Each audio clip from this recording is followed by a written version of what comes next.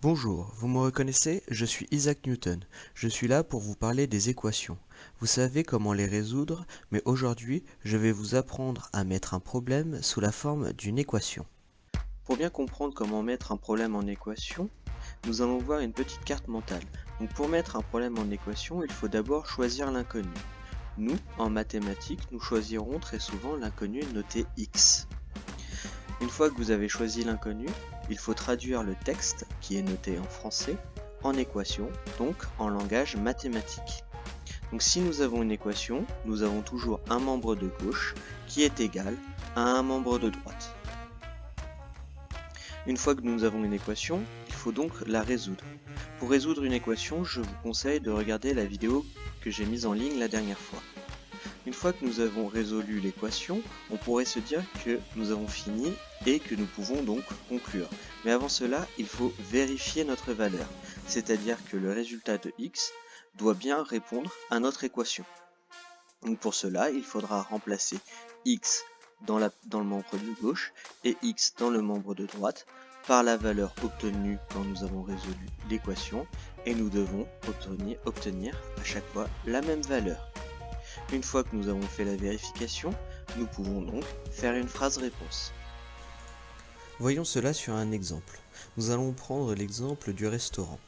Nous posons x qui est égal au nombre de personnes invitées au restaurant, 20 fois x qui est le prix de départ qui est proposé par le restaurant, x-5 qui est le nombre de personnes finales qui est venu au restaurant, et donc 22 fois entre parenthèses x-5 qui est le prix qu'ont payé les invités au restaurant au final.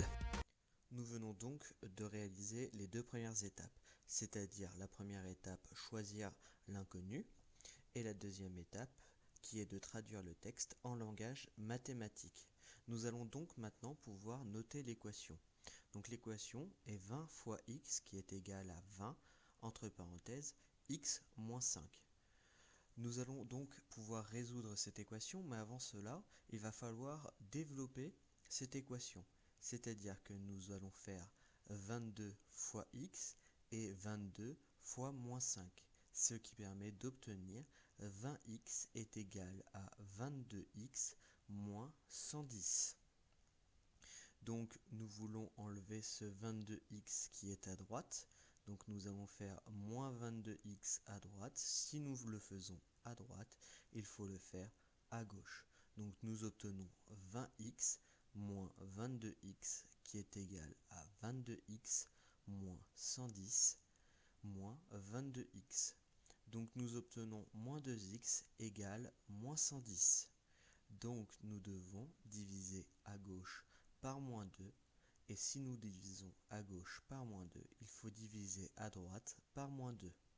Donc nous obtenons x égale 55.